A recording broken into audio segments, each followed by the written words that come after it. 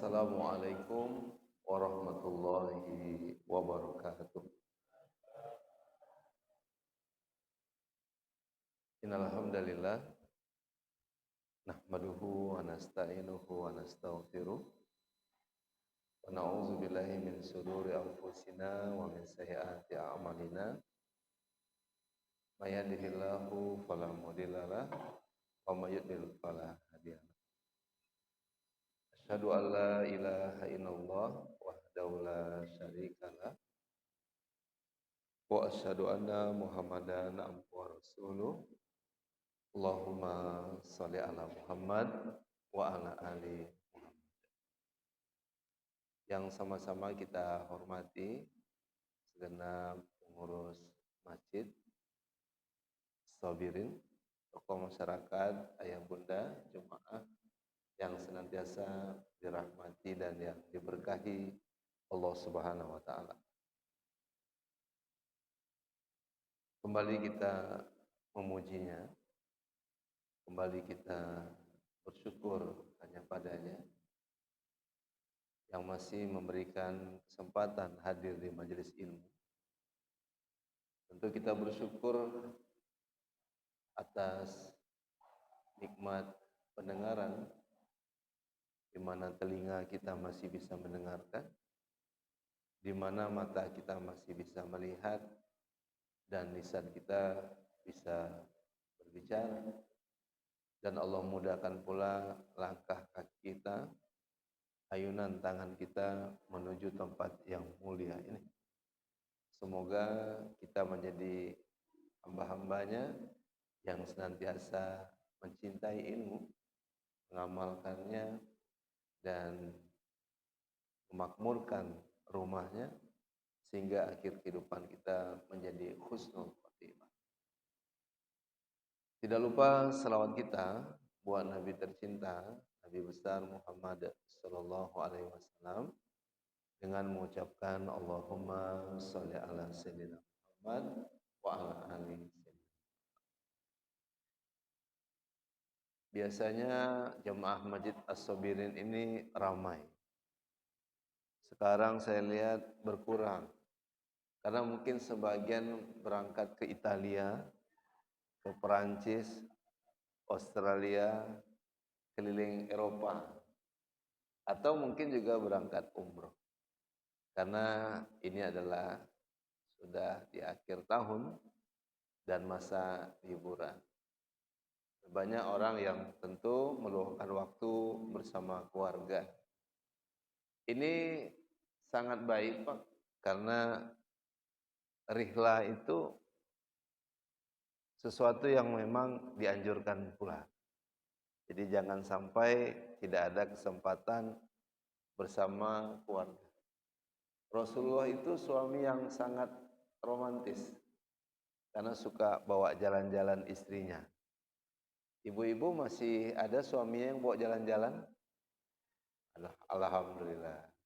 Ya, walaupun tidak jauh-jauh ya Bu, yang penting masih ada kebersamaan bersama ya keluarga, dan waktu untuk anak-anak kita. Ya, dalam doa kita, Rabbana hablana min azwajina wa dzurriyyatina qurrata a'yun waj'alna lil muttaqina.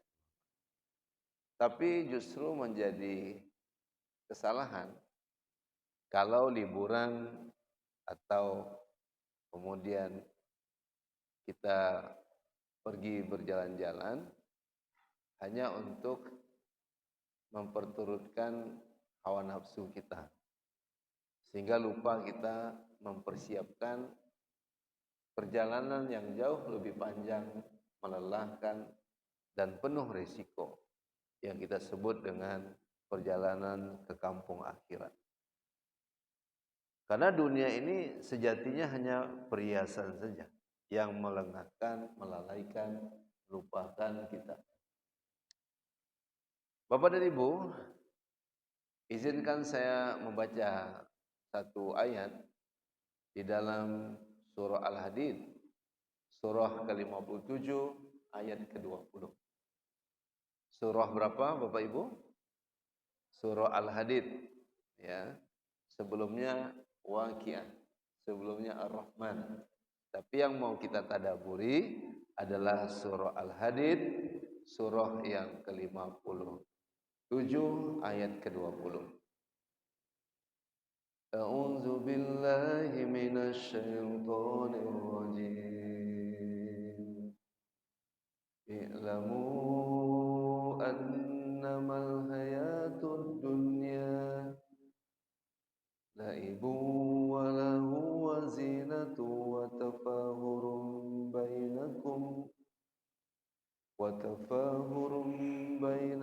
wa takasuru fil amwali wal aulad kamasali ghaythin a'jabal kuffara nabatuhu thumma yahiju fatarahu musfarran thumma yakulu tawma wa fil akhirati adzabun syadidun wa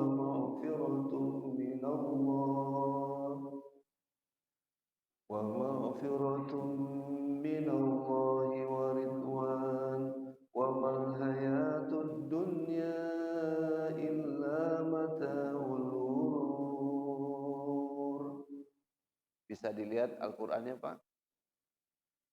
Belum sempat lihat, Bu, karena dihidangkan kopi ya. Ya. Ayat ke-20. Ya. Mari kita terjemahkan bersama-sama.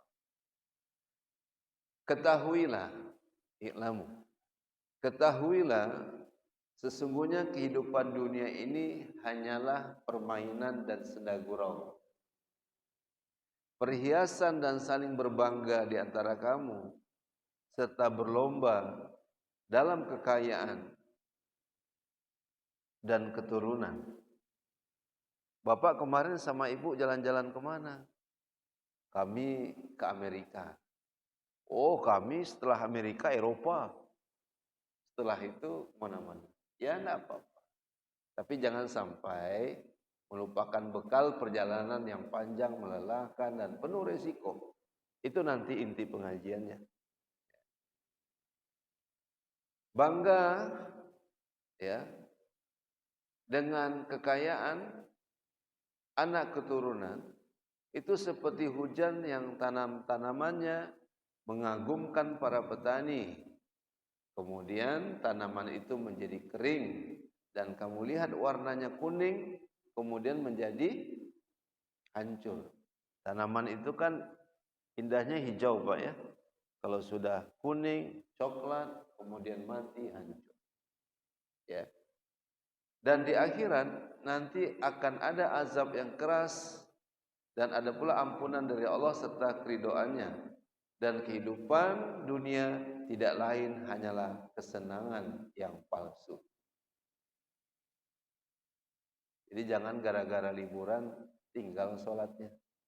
Bilang anak cucu ya Bu, sekolah boleh libur, tapi sholat boleh nggak libur? Sekolah libur, baca Qur'annya boleh nggak libur? Sekolah memang libur, kantor libur, zikir boleh nggak libur Pak? Nggak boleh.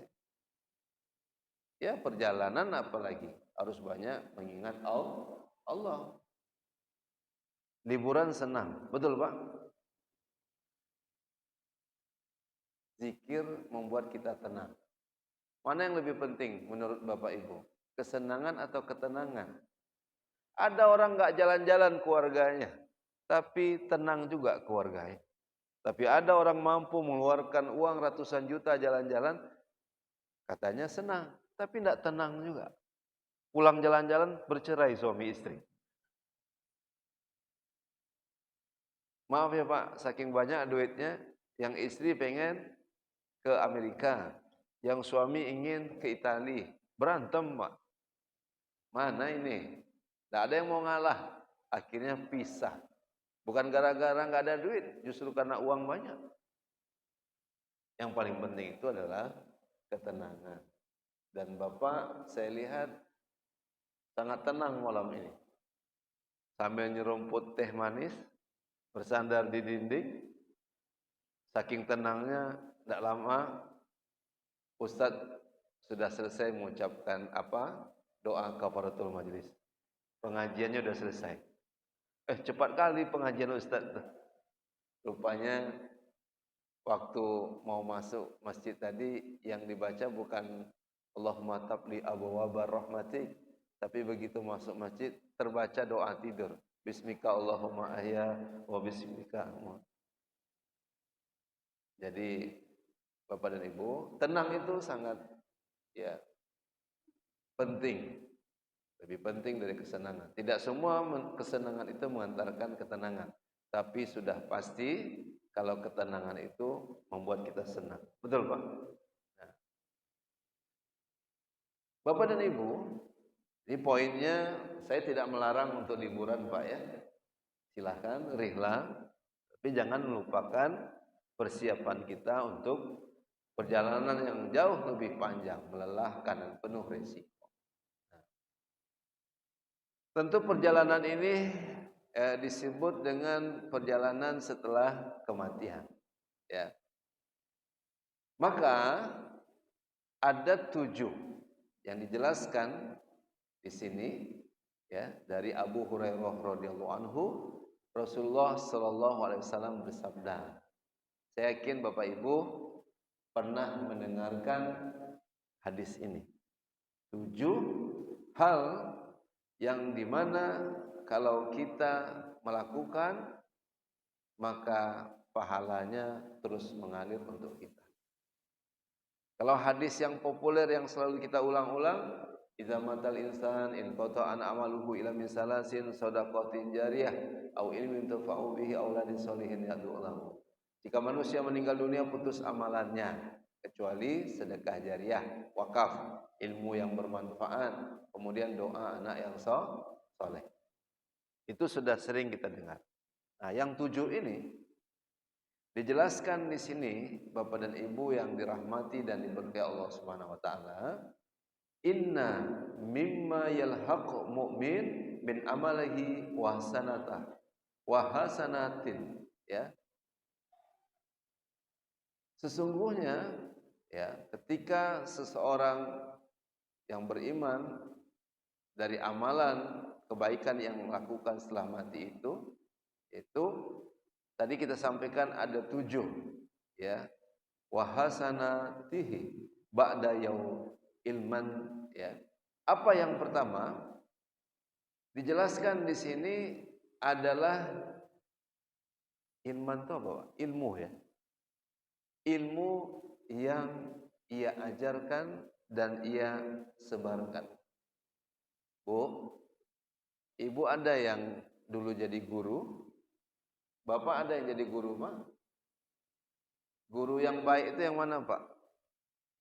Guru yang mencintai muridnya, guru yang mencintai ilmu. Itu kiat sukses menjadi guru. Ya. Dia ada orang, Pak, gajinya kecil. Ketika ditanya, kenapa ibu masih ngajar? Apakah ibu tidak mau berhenti saja jadi guru? Enggak. Saya yakin rezeki saya ini sudah dijamin Allah. Yang penting saya berusaha berikhtiar. Berarti niat dia menjadi guru ini bukan hanya sekedar gaji gurunya, honor gurunya, tapi mencintai muridnya, mencintai ilmu, dan kemudian dia tetap bertahan walaupun gajinya rendah. Kita berdoa Bapak Ibu, semoga gaji guru-guru di tanah air kita semakin lama semakin lebih baik. Amin. Ingat, kiat sukses menjadi guru itu orientasinya bukan gaji yang besar, tapi kiat sukses menjadi guru adalah orang yang mencintai muridnya dan kemudian seorang guru yang mencintai ilmu. Ya, Pak. Saya jelaskan dulu Pak ya. Dari hadis ini saya bacakan dulu ya. Wa nasarahu wa waladan solihan tarakahu mushaf. Ini disebutkan juga mushaf di sini. Warsatu au masjidan banahu au baitan ibni ya as-samil banahu au nahron ajrahu au sadaqatun akhrajaha min malihi fisihatihi wa hayatihi yalhaq min ba'di mauti. Panjang juga hadis ini Pak ya. Jadi kalau diterjemahkan tadi, ya Pak. Jadi ada 7 amalan yang terus mengalir pahalanya walaupun seorang itu telah meninggal dunia. Dan itu terkait semuanya, bukan semuanya ya Pak. Itu ada hubungannya dengan harta. Ada hubungannya dengan harta. Yang pertama sudah tadi, ilmu yang ia ajarkan dan ia sebarkan. Mau Bapak Ibu mencatat apa yang saya sampaikan ini? Ibu-ibu punya handphone? Ada handphone? Ada grup WA? Bapak ada grup WA? Pak Ketua? Oke. Mau sebarkan ke grup sekolah nanti Pak? Saya mau nyebarkan nanti kata Pak Haji. Kemana Pak? Ke Mantan. Jangan ke Mantan Pak. Ke grup sekolah. Ya. Saya heran juga. Ada kakek-kakek dan nenek-nenek berpisah di usia sudah 65 tahun. Gara-gara mantan. Kan aneh kan Pak?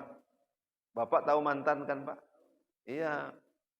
Nah, jadi dikirimnya ke grup-grup masjid, ya Pak, grup sekolah. Di WA itu kan banyak grup-grupnya Pak ya. Share, kirim ke sana. Ya, 7 amalan, di mana ke-7 ini kalau dilakukan pahalanya tetap akan mengalir. Apa yang pertama Bu?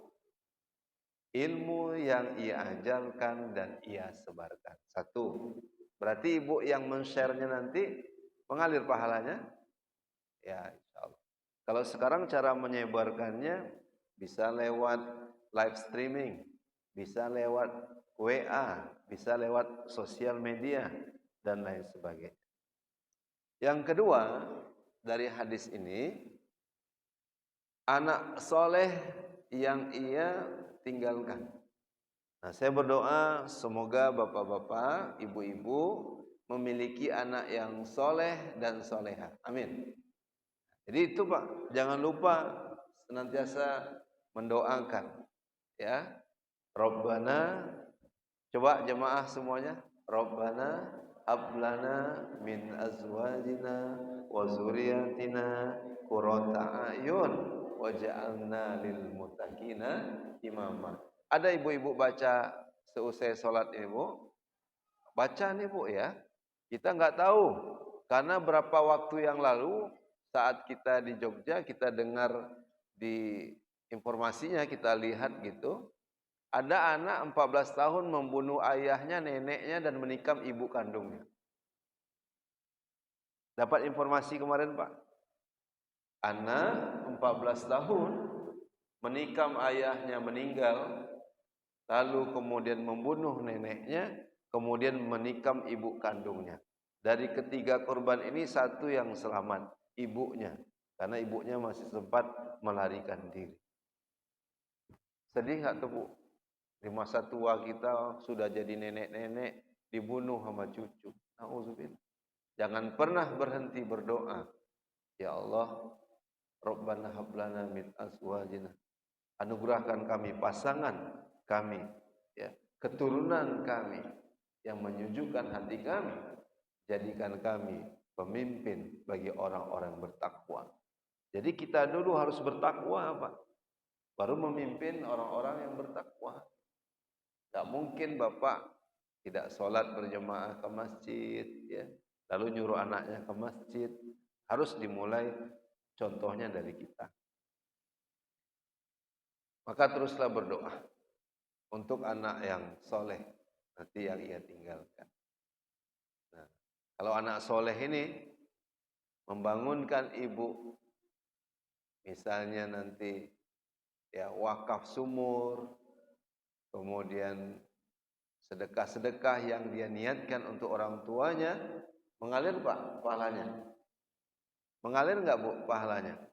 Mengalir. Tapi anak sekarang berpikir mengambil mengeluarkan harta dirinya yang berkembang dari orang tuanya, dia niatkan sedekah untuk orang tuanya, atau fenomena hari ini justru mengambil sedekah yang telah disedekahkan orang tuanya. Gawat nggak Pak? Bapak telah mewakafkan tanah jadi masjid. Setelah Bapak meninggal dunia, kemudian diambil sama anak itu lagi. Ada nggak kejadian ini Pak? Nah, makanya diingatkan betul sama pengurus masjid, biar nggak kalah, lengkapi dengan sertifikat tanah wakaf. Diurus, biar nanti tidak ada yang mengklaim. Ya. Kan luar biasa ya Bu ya. Orang tuanya mewakafkan tanahnya untuk masjid. Ketika meninggal dunia, diambil sama anaknya. Anak apa namanya tuh? Hah? Anak cilako? Macam-macam lah istilah. Sementara 7 amalan tadi, ilmu yang bermanfaat yang ia sebarkan, doa anak yang soleh. Yang ketiga, dijelaskan di sini, ya, wa mushaf rasahu. Mushaf apa Bu? Mushaf itu ya lembaran-lembaran Al-Quran yang jadi mushaf. Kalau sekarang kan, kalau Bapak naik pesawat, mungkin bawa mushafnya terlalu berat atau ya nggak kebaca, gelap ya Pak. Memang ada lampu pesawat yang bisa baca. Tapi sekarang ada mushaf yang ada di handphone, namanya Al-Quran digital. Pertanyaan saya, apakah Bapak Ibu yang memiliki handphone memiliki aplikasi Al-Quran? Alhamdulillah. Tapi pernah saya tanya Pak sama mahasiswa saya, yang ada itu TikTok, Instagram, Facebook, Al-Quran ada. Bentar-bentar Bi, saya download dulu. Disuruh baru di-download. Harusnya ada. Nah maka kalau kita punya, kemana kita pergi kita bisa membaca Al-Quran itu. Di pesawat, di kereta api mungkin, di mobil, di mana-mana. Nah kalau dari keterangan hadis ini, 7 amalan yang pahala terus mengalir untuk kita, masuk nih babnya terkait dengan harta yang kita miliki. Apa itu? Mushaf Al-Quran yang ia wariskan, yang ia berikan. Ada satu masjid Pak, tidak memakai rak yang di bawah Pak Haji.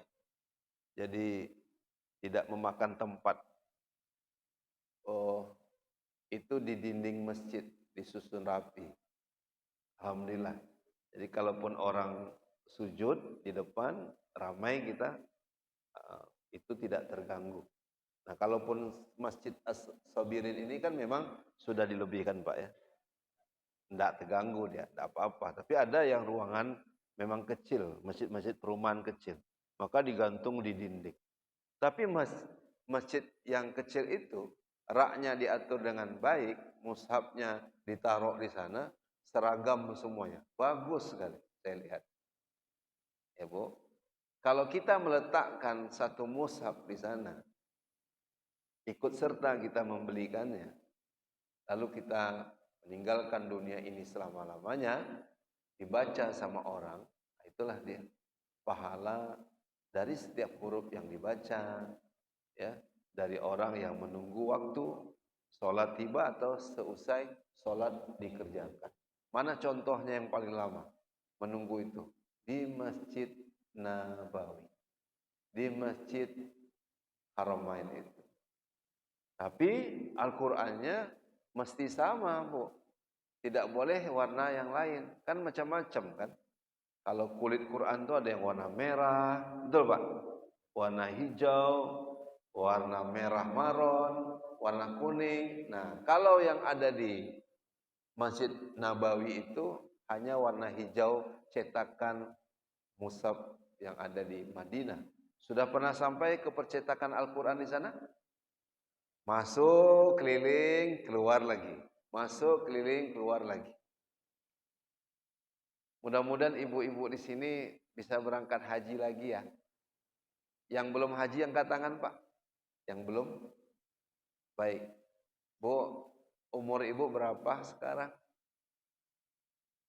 50. Berarti kalau nunggu jadwal keberangkatan kloter dari Pekanbaru, Kota Madya Pekanbaru, ibu berangkat umur 73 atau 75 atau 77. Kalau ini normatifnya, karena menunggu 23 tahun.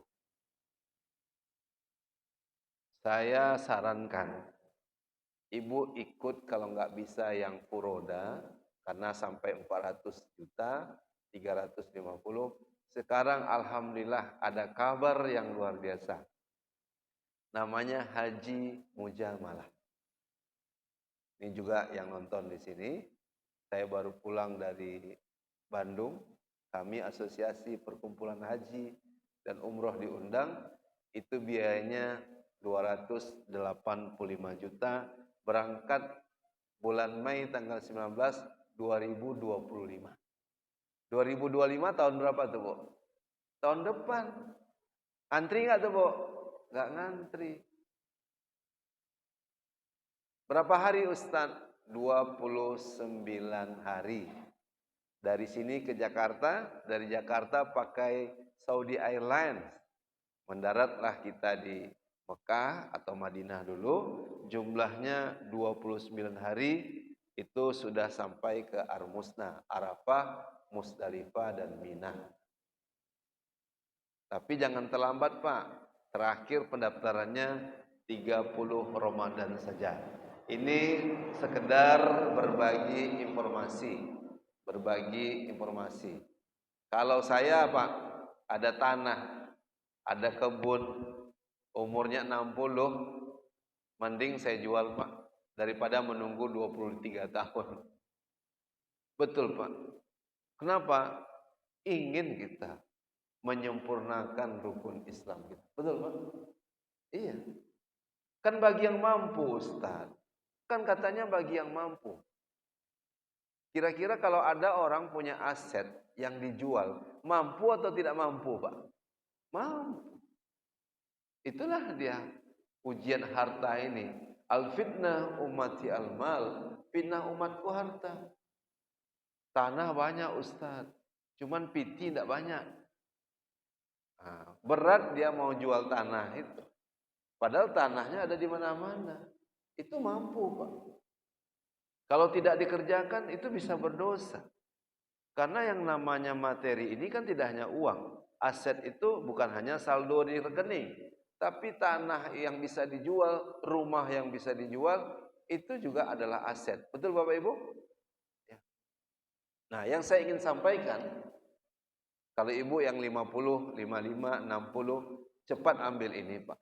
Ini saya sarankan, apalagi ada yang bisa dijual. Kalau persoalan pembiayaan, kita masih ada pro kontranya. Walaupun itu ada fatwanya.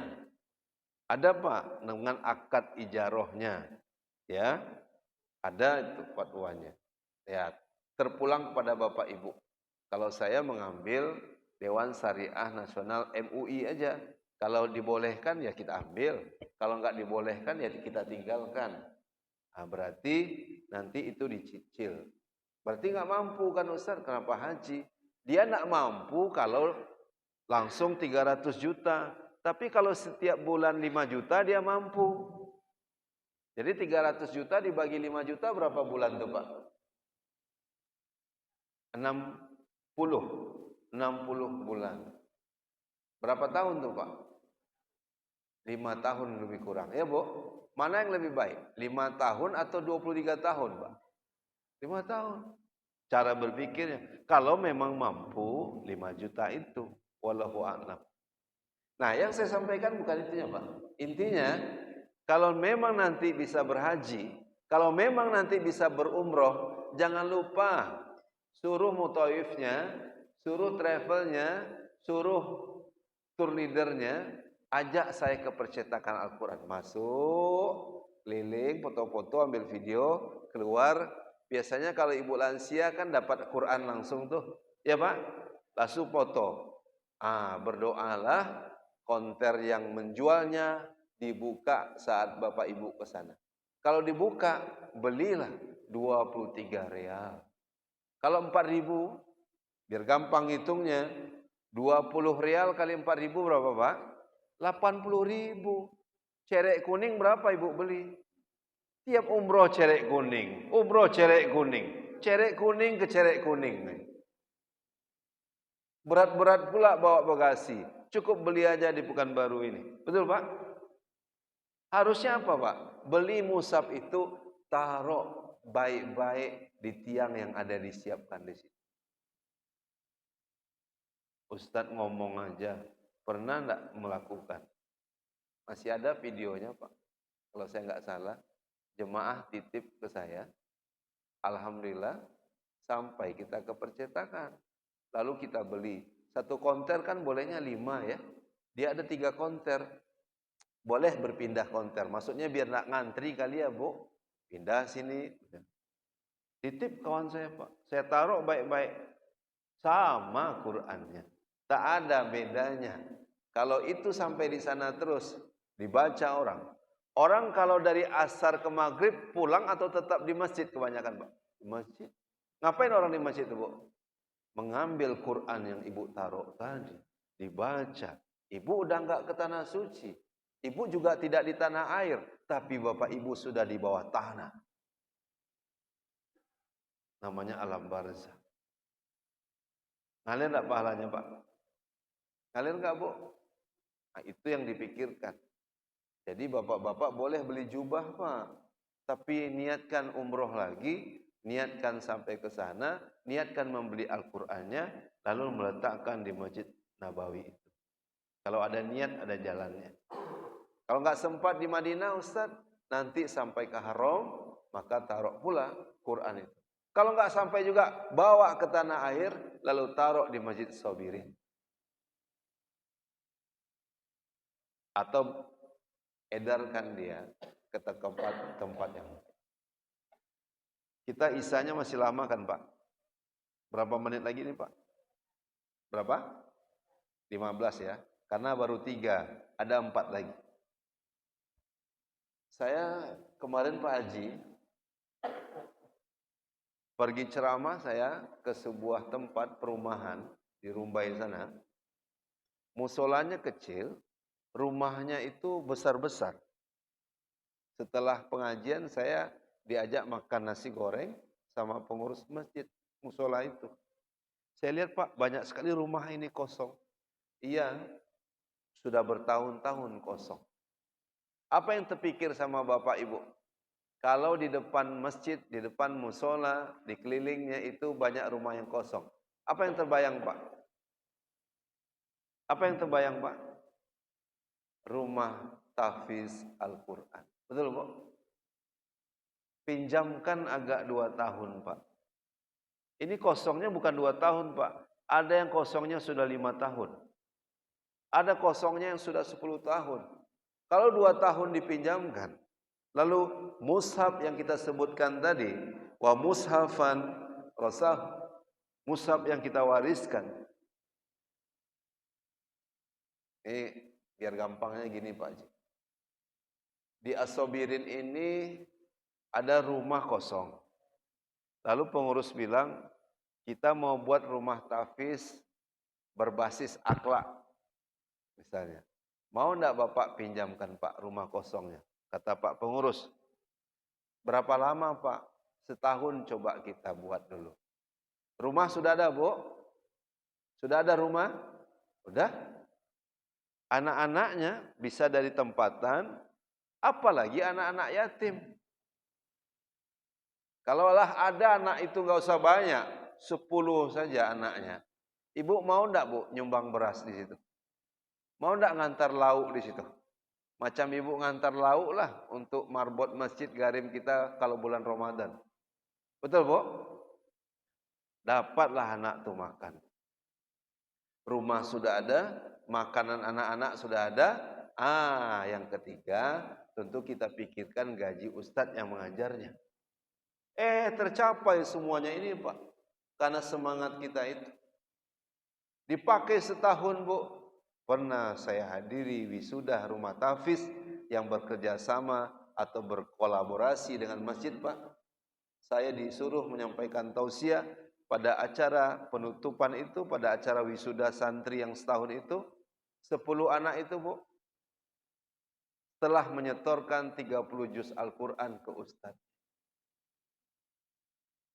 Mulai juz pertama sampai ke juz 30. Dan bacaannya, Pak, Masya Allah, Tabarakallah. Jelas makhrajul huruf yang dibacanya. Jelas matnya 2, 4, dan 6 itu. Jelas pula dengungnya. 10 anak, Pak. Hebat-hebat hafalannya, bacaannya. Kalaupun kita butuh imam, sudah dapat kita imam itu, Pak. Sudah. 10 anak sekitar masjid musola kita. Tinggal dia di masjid musola, di rumah yang kosong tadi.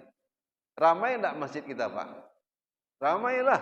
Karena dia menjadi standar bagian daripada pembelajaran itu. Kalau MDA kan pulang, Pak Ji, ya? Pulang anaknya. Kalau ini dia boarding di rumah itu tinggalnya. Rumah dapat manfaat, anak-anak tumbuh menjadi hafal Quran. Tidak ada Ustadz di sekitar masjid kami ini rumah yang kosong, sudah penuh semuanya.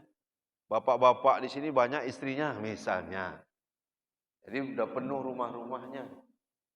Betul Pak Ketua. Maaf cakap Pak.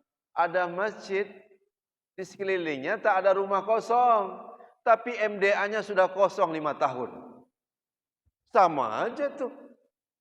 Ada nggak Pak masjid yang punya MDA?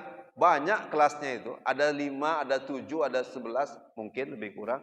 Kosong sudah bertahun-tahun. Ada nggak Pak? Ada nggak Pak? Saya bilang ada karena saya sudah sampai ke situ. Tidak dikelola, Pak. Akhirnya ibu yang mewakafkan tanah itu, oh ini tidak beres nih.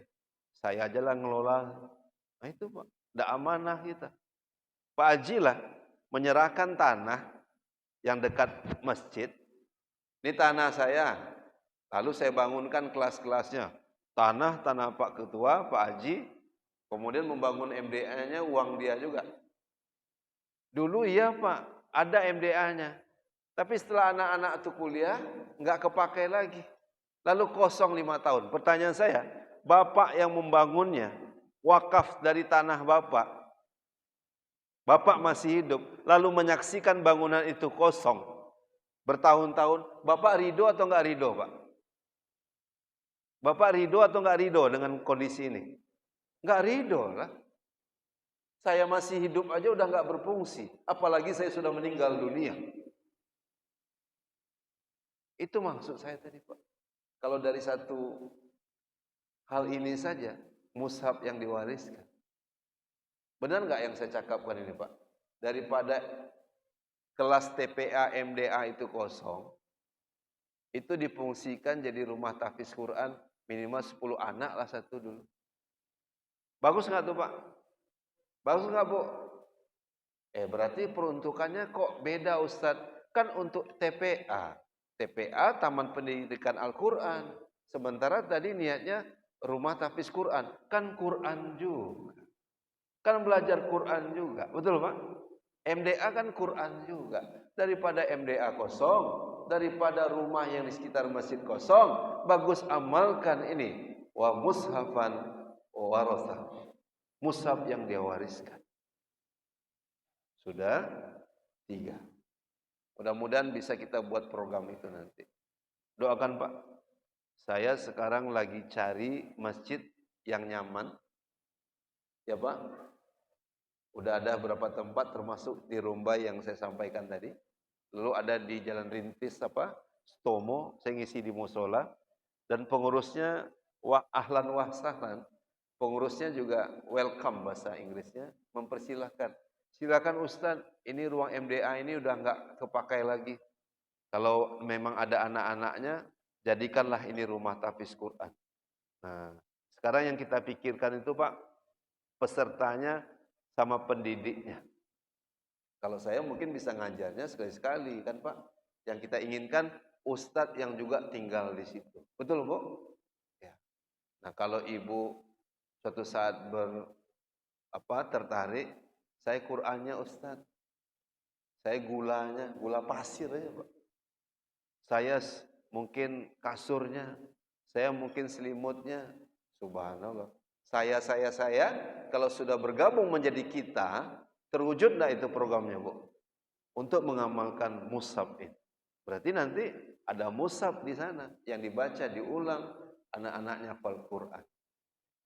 Yang keempat, dijelaskan di sini masjidan banahu. Masjid yang ia bangun. Ini maaf Pak ya. Salah enggak kira? Ini bukan berarti salah. Maksudnya dikira-kira aja nih. Saya punya rumah Pak. Di Pekanbaru satu, di Bandung satu, di Jogja satu, di Jakarta satu. Misalnya. Bukan hanya rumahnya. Sama orang-orang rumahnya sekalian.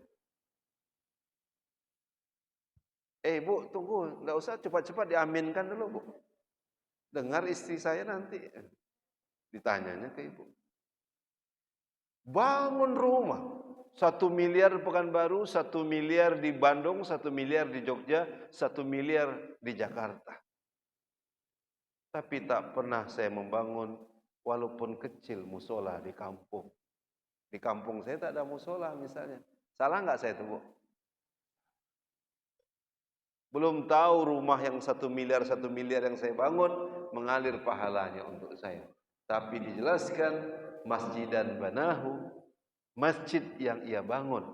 Kan ada hadis yang lain, walaupun sebesar sangkar itu permisalannya, maka dia akan dibangunkan pula rumah di istana nanti. Dan Masjid As-Sabirin, Masya Allah, besar sekali. Berarti jemaah di sini telah ikut membangun masjid. Kalau tidak bisa bersendiri, bersama-sama berjemaah. Betul, Bu? Nah, itu sama juga itu, Pak. Walaupun tidak satu masjid, tapi Bapak sudah masuk uang di sini. 5 juta, 1 juta. Itu insya Allah bagian juga membangun masjid. Baik, yang kelima. Nah, ini dia. Apa yang kelima di sini? Baitul Ibni Sabil. Rumah untuk musafir. Saya kemarin habis sholat asar di Masjid Amal Ikhlas Jalan Teratai. Habis sholat ada anak muda yang baca Quran sambil dengar murojaahnya. Enak sekali anak muda ini baca Quran. Tak lama saya keluar, saya lihat, saya senyum, diikutinya saya, Bu. Ternyata dia, ya persoalan dia menipu, walau alam. Kita nggak tahu. Ya, mudah-mudahan tidak. Jadi dia mau pulang, nggak bisa karena kehabisan ongkos. Kan ada juga yang benar, tapi ada juga yang nggak benar kan Pak. Nah saya anggap ini benar. Kalau nggak ada ongkos, jangankan ongkos, begitu ya. Untuk nginap di hotel tentu sangat tak mungkin. Ongkos saja nggak ada kan gitu. Harusnya di mana dia tidurnya Pak? Ya di rumah Ibnu Sabil yang kita bangun itu. Pertanyaan saya, salah enggak Bu? Kalau ada masjid, ya, karena sudah tak ada lagi anak-anak MDA di situ dan tak mungkin di situ ada anak-anak lagi, sudah kebayang itu, pada udah kuliah semua. Ini contoh Pak ya. Lalu masjid itu membangun rumah Ibnu Sabil. Salah enggak Pak? Enggak salah. Kalau kami bangun MDA, kayaknya enggak ada lagi anak-anak di sini Ustaz. Tapi kami membangun rumah Ibnu Sabil. Untuk apa Pak? Untuk musafir. Kalau mereka tidak ada uang, sama macam rumah singgah pasien itu loh Pak. Nah, jadi dia dari Meranti, dari Bengkalis, dia kontrol ke rumah sakit umum daerah kita. Kalau mau balik ke Meranti, 2 hari lagi cek, 3 hari lagi cek. Menunggu kapal dan segala macamnya biayanya banyak. Bagusnya pulang atau tetap di sini, Bu? Tetap di sini. Di rumah sakit nggak bisa tidur, terbatas. Tapi orangnya tinggal di rumah singgah pasien itu. Itu bentuk yang lainnya, Pak. Baik. Kemudian yang keenam, sungai yang ia alirkan. Kalau hari ini mungkin pipa air, sumur, ya, itu juga berkaitan dengan harta. Mulai dari mushaf, dari masjid, rumah Ibnu Sabil, bahkan sungai yang ia alirkan. Kemudian yang terakhir, sedekah yang keluarkan dari harta ketika ia sehat dan hidup. Sudah masuk waktu Isya, Pak? Ya. Pertanyaan saya, ini kira-kira lagi, mana yang lebih banyak orang menghabiskan uangnya di akhir tahun ini, Pak? Untuk biaya jalan-jalan atau biaya yang ia keluarkan ketujuh hal ini? Saya rasa kalau saya banyak uang, Pak, mungkin biaya jalan-jalan. Sebagai pengingat saja, silahkan jalan-jalan, Pak. Tapi jangan lupa mushaf Al-Quran yang kita keluarkan, kita wariskan. Jangan lupa masjid yang kita bangun, kalaupun tidak bisa semuanya, sebagiannya. Jangan lupa rumah Ibnu Sabil yang kita peruntukkan bagi orang yang musafir dalam perjalanan itu. Sampai pada sumber air bersih, pipa dan lain sebagainya, mesin air di masjid, dan kita keluarkan saat kita masih hidup ini. Nah, mudah-mudahan apa yang saya sampaikan ini bermanfaat, karena waktu Isya telah masuk, Pak. Ya, telah masuk, tidak ada pertanyaan. Mudah-mudahan ibu-ibu mendapatkan ini semua. Kesimpulannya, yang pertama apa, Bu? Ilmu yang ia ajarkan dan ia sebarkan. Yang kedua, anak soleh yang ia tinggalkan. Doa terus, Pak, ya, doa yang tadi. Yang ketiga, Bu, mushaf Al-Quran yang ia wariskan. Yang keempat, masjid yang ia bangun. Yang kelima, rumah bagi Ibnu Sabil musafir itu, ya. Yang keenam, sungai yang ia alirkan. Kalau sekarang pipa lah, pipa air, sumur, ya. Yang ketujuh, Bu, ya, sedekah yang ia keluarkan dari harta ketika ia masih hidup. Jadi kalau ada jalan-jalan kesempatan sama keluarga, baru-baru ini kita bangga dengan saudara-saudara kita yang hijrah, artis yang hijrah. Dia jalan-jalan ke Jepang, Pak. Sampai di Jepang dibangunnya masjid di Jepang. Alhamdulillah, hebat kan? Nah, itu yang kita inginkan. Doakan, Pak, ya. Saya punya niat membangun rumah tahfiz Quran berbasis akhlak dan keterampilan. Mudah-mudahan anak-anak ini bisa kita bina, kita ajarkan, dan pahalanya juga kita dapatkan setelah kita meninggalkan dunia ini. Terima kasih atas kebersamaan Bapak dan Ibu, ayah bunda semua. Semoga Allah berikan kita kemudahan mendapatkan 7 hal ini, dan mudah-mudahan juga banyak jemaah yang bisa melaksanakan haji yang tidak terlalu lama menunggunya. Di antaranya adalah haji mujamalah. Terima kasih. Kita akhiri dengan mengucapkan alhamdulillahirabbil alamin dan doa kafaratul majelis ilmu. Subhanakallahumma wa bihamdika asyhadu an la ilaha illa anta astaghfiruka wa atubu ilaik. Assalamualaikum warahmatullahi wabarakatuh.